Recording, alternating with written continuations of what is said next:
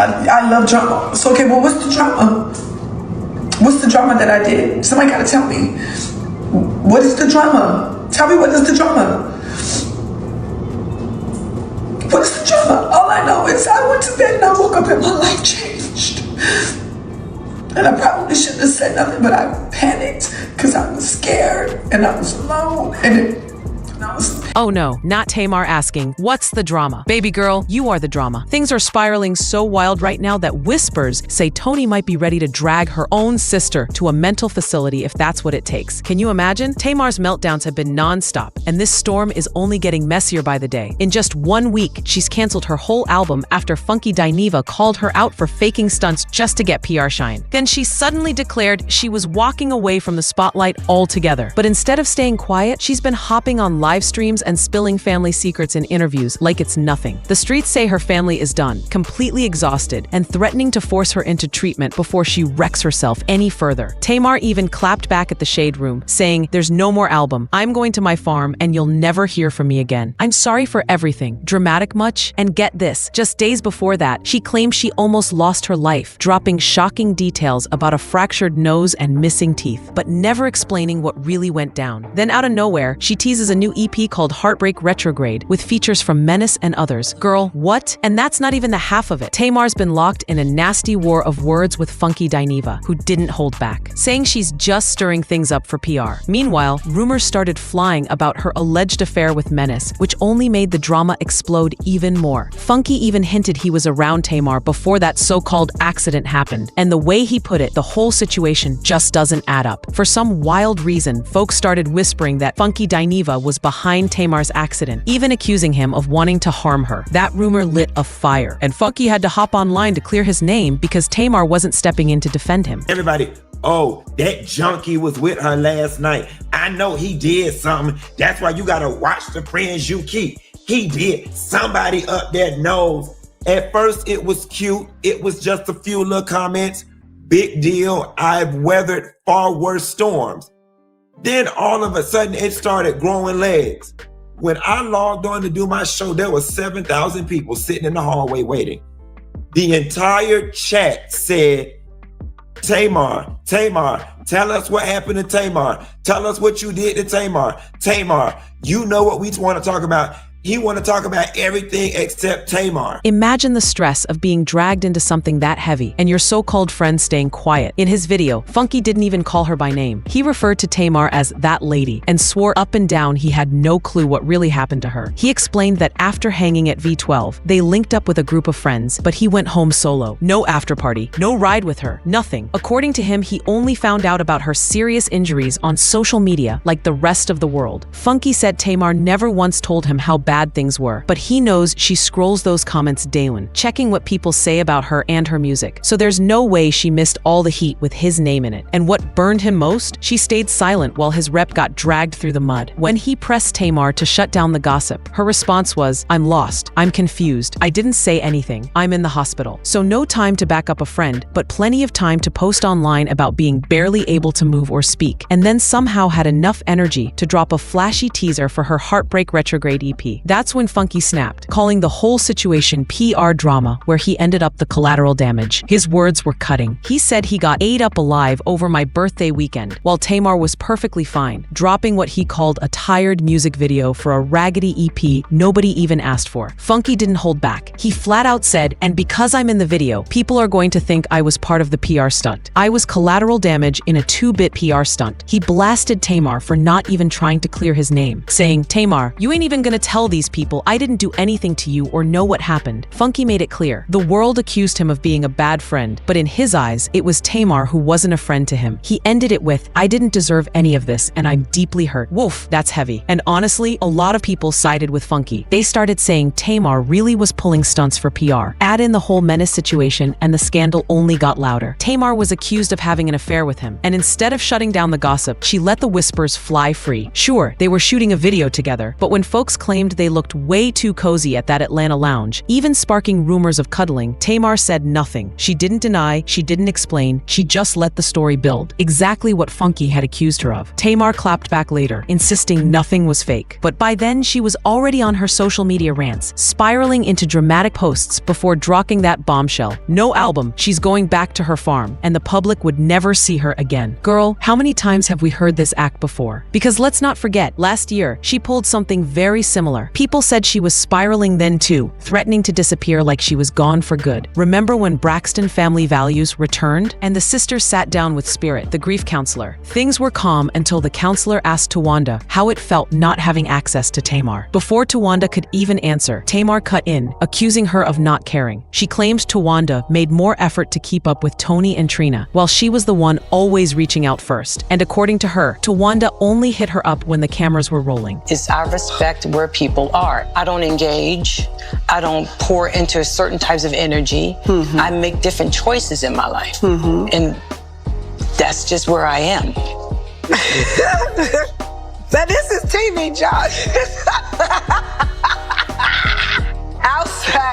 outside of yesterday and today, when was the last time you talked to me?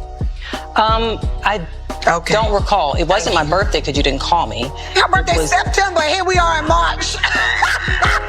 I am in a space. I am in a space of I'm just focusing on my relationship and whoever's in my household. I'm focusing on my children. I'm focusing on my relationship. Trina in your household? Tony's in your household? But they call me. I talk to them every day. Girl, you don't answer the phone. That's Girl, not true. Stop. Let's be specific. Did you call me yesterday? I did, actually. Did I answer it? Well, because we're taping now. No. But before... No, ma'am. No, ma'am. No, ma'am. Oh, when you called me, every time you called, that is not the every truth. time you called, I answered. Child, that wasn't even the peak. It was just the start of Tamar's full-blown meltdown. Right after her feud exploded, she shut down her social media on X and Instagram, only to pop back a day later like nothing happened. But baby, before disappearing, Tamar dropped some bombshell posts that shook everybody. On her X page, she went off, claiming her own family was toxic. In one now-deleted post, she ranted, "Y'all have no idea. None.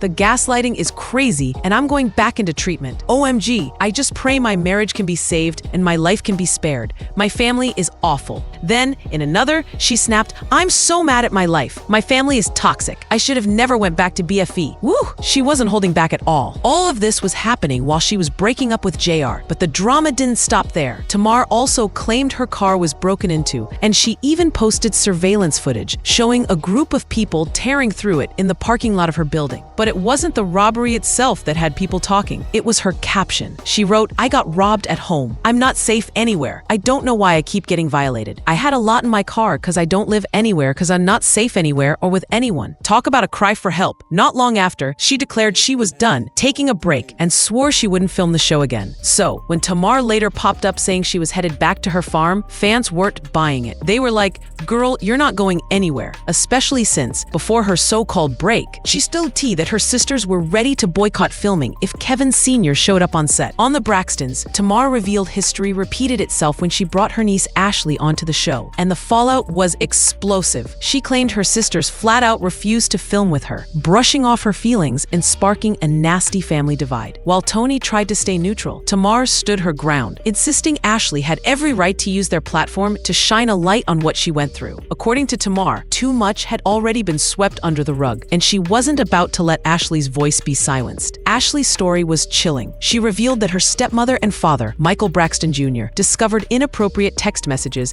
between her and her aunt's partner. At first, Ashley said her aunt was heartbroken and furious about it, but over time, that sympathy seemed to fade, almost flipping into blame. Ashley recalled realizing, as she got older, how twisted it was that her aunt could stay with a man who had crossed that line. Even worse, Ashley claimed her aunt eventually acted like she started it, pinning her as part of the problem. Through therapy, Ashley said she found the tools to cope, but she made it clear she should never have been put in that position to begin with. She also pointed out that the uncle in question had a platform and chose not to address it publicly. And the bombshell? She claimed the family kept breaking bread with this man like nothing ever happened. Story today, and that story is about how one of my aunts and my family do not talk to me because They think that I, at the age of 16, did something with her partner at the time. And I have been a nervous wreck to talk about something like this and to tell this story. A, because of my family. B, because I don't want people, it's not to hurt people to tell my story. Tamar has been adamant that this is exactly the type of issue the show needs to tackle head-on. But with her recent breakdowns and fiery outbursts, fans are questioning her state of mind. Some are whispering that Tamar might be over-medicated, others say under-medicated. But everybody agrees something feels off. Now, word is Toni and the rest of the family are done watching from the sidelines. Reports say they're preparing to step in and handle the situation themselves. Maybe that's the only way Tamar gets the break she clearly needs. But here's the million-dollar question. Is this Tamar spiraling or Tamar forcing the truth out no matter the cost? Drop your thoughts in the comments, because this family storm isn't slowing down anytime soon. Always something with Tamar Braxton. Always. And somebody on X Twitter made a good point. At this point, I'm starting to believe that something is not right with Tamar up here. Like, there may be something off. Maybe and I don't know if maybe she admitted to this before, or I don't know that she's admitted to having some I feel like she did admit to having some sort of mental problems, but it's giving something along the lines of Kanye, maybe. Not as bad, because she don't say all the wild stuff that he been saying, but something is not right with Tamar. So anyway, Tamar made a post right. As a matter of fact, hold on, I got the post for y'all. She made this post. You can pause it and go read it if you want. I'm not going to read it word for word. But basically, she said that she woke up on Sunday in a pool of blood, a fractured nose, some teeth missing, and she lost mobility. She says she almost died and she does not know what happened.